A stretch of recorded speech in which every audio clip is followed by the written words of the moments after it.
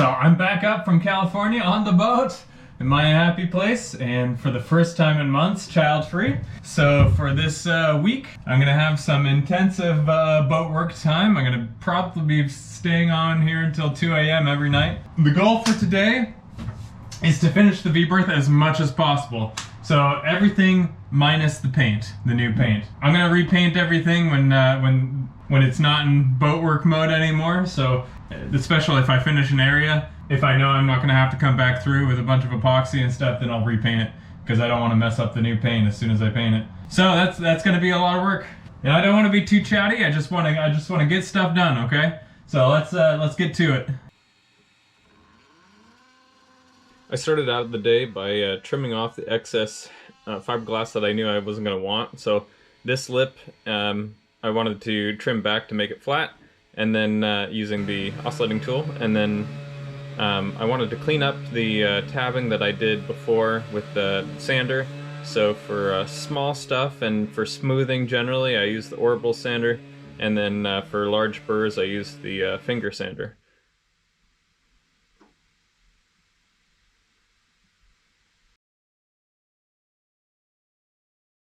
Then we moved up into the anchor locker, and I wanted to both smooth some things out in there and start working on scuffing up the paint so that I could put new bilge paint in there eventually.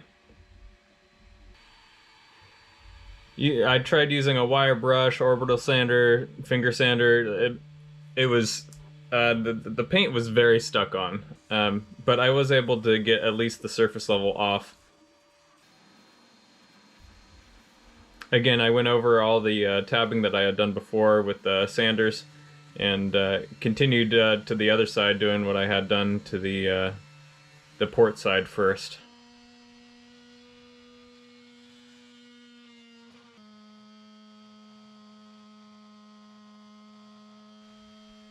Over the course of several hours, I continued working on the V-berth and got everything ready to accept all the work that I was going to do the next day.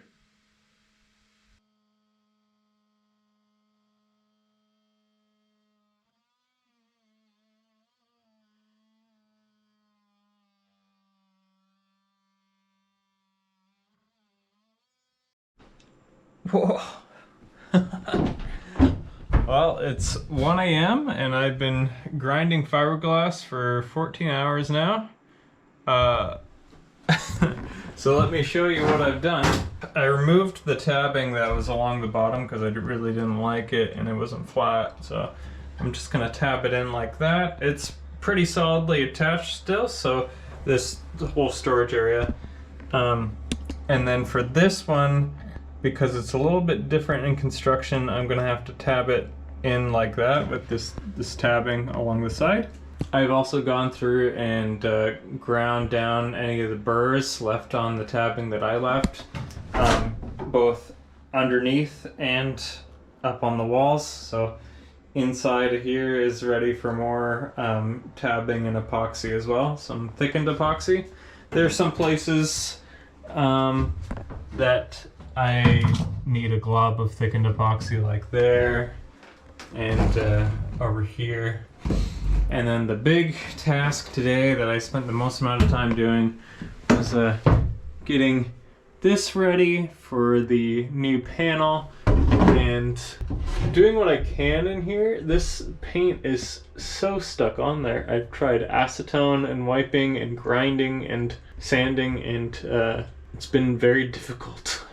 I'm not too worried about it. There are some areas in here that I would like to tab in up above, because I don't want smells to get from the anchor locker to the V-berth. So I'm gonna need to tab in this top area, and that'll just strengthen this wall too, because this wall really isn't attached to the ceiling. So attaching it to the ceiling I think will be good. Alright, I'm gonna head back to the house and get some sleep, and then tomorrow we'll pick this back up and do a ton of epoxy work. So I'll see you in the morning.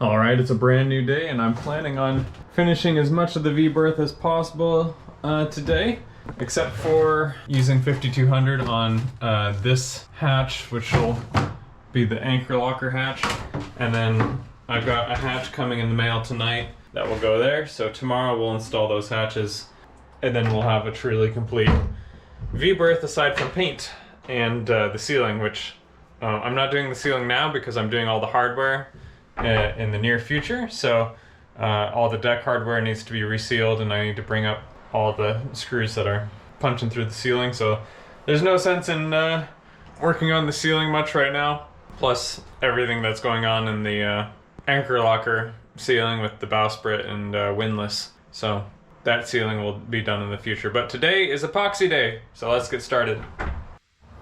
For areas that were a little bit too big for regular tabbing, I had these pre-laminated sections of Divinity Cell foam with biaxial roving. So I just used some cardboard cutouts to find the right shape and then cut the prefabricated panels into the shapes that I needed for the filler pieces.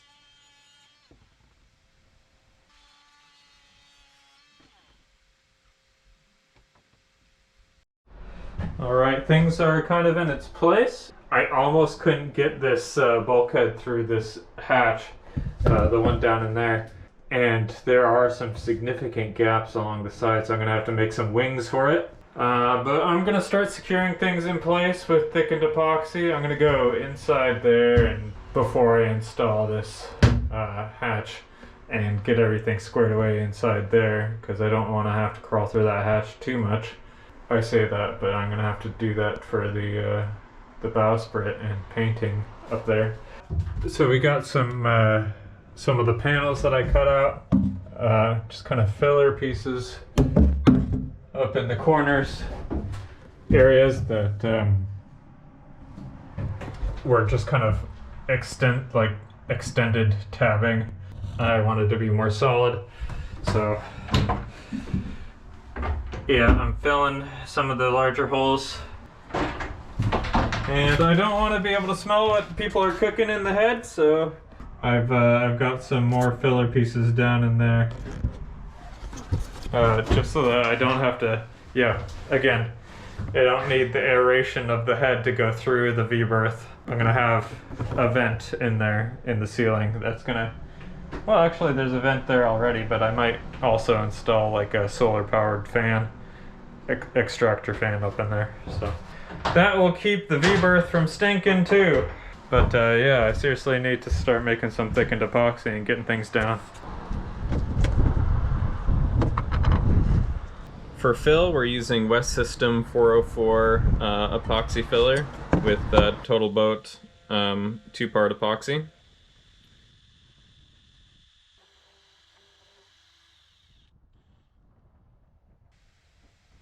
Just a little bit of epoxy with a bunch of this filler creates a full cup, and yeah, I'm gonna need that to fill in some of the sections that I had already tabbed underneath, so I don't have to worry about any drippage along the sides.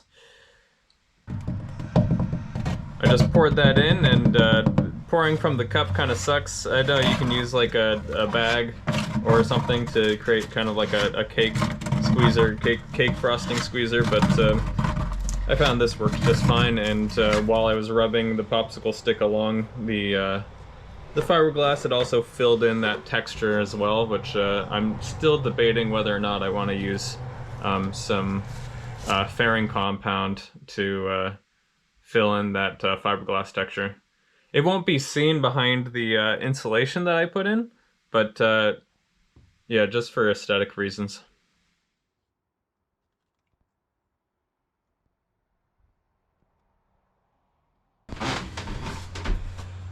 Next, we are preparing the tabbing, which is going to be chop strand with epoxy.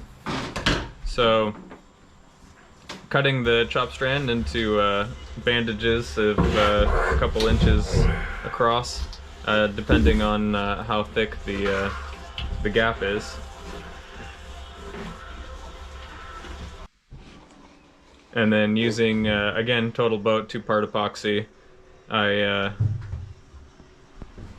I I first painted on a layer of epoxy underneath where I'm putting these pieces of chopped strand, and then soaking it in through the top and pressing it in with a paintbrush.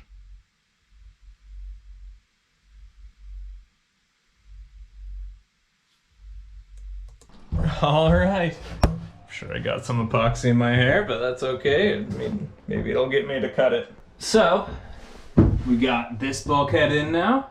Oh yeah, I'm gonna have to go along the top when all this is set because it's in a pretty precarious way right now. So, and if I put fiberglass above it, this wouldn't close because it hinges down and in. So that needs to set, and then I'll probably do a bead of thickened epoxy along the inside, maybe along the inside and the top. Yeah, we got all this done. All that. Thickened epoxy where it needed it. I marked it with the TE, thickened epoxy, everywhere in the room. Yeah, we got this all tabbed in. All that gappage is now gone. So when I go and store clothes in there, there's nothing that can fall back. There's no place for it to fall back or whatever I put up in there. It's all tabbed in and clean. Probably gonna have to come back through with a bit of sanding, but then it'll be ready to paint, which is great. We got this little bulkhead slightly tabbed in here, but I'm gonna have to come back with some extra pieces and come up along the wings and fill that space and then tab all that in. But yeah, because the idea is that that's waterproof in case I hole the bow. Same with this section here, hopefully waterproof. So we got a lot done in this episode over the course of 2 days. I want to thank everybody for watching and my patrons on Patreon. If you'd like to help out, check out the Patreon. I'll try to incentivize it for you by sending you a t-shirt, and future episodes are going to be starting in August. The lag between the time that the episodes come out and when I film them is going to be almost 3 to 6 months. So on Patreon, I upload the videos as soon as they're edited. But yeah, if you'd like to keep along in real time, then check out the Patreon. Next episode, we're going to be finishing up the V-berth, which is amazing. I've already ordered the backing plate and the topping plate for the bowsprit, and we're going to be working on finishing the bowsprit in 2 episodes from now. Which is super exciting. It's really going to change the whole look of the boat when the bowsprit goes back on, and it's going to make things feel a lot more real. In real time, in the coming month, I'm going to be taking up all the external hardware and resealing everything in preparation for winter so it doesn't drip in here so much. Finishing up the interior structurally, but once I get the external stuff off of the top of the V-berth, then I can finish the V-berth, as in like I can paint it and finish it out, which is amazing. But I don't want to do that until I'm done with all the fiberglass work, which some of the deck hardware might require some fiberglass work. So yeah, I don't want to make it all nice and pretty in here for me to turn it into a work zone again. But yeah, in the next episode we're gonna put in that hatch, and we're gonna put in this hatch, this hole. So stick around, subscribe, hit that bell, and I'll see you in the next one. Thanks for watching.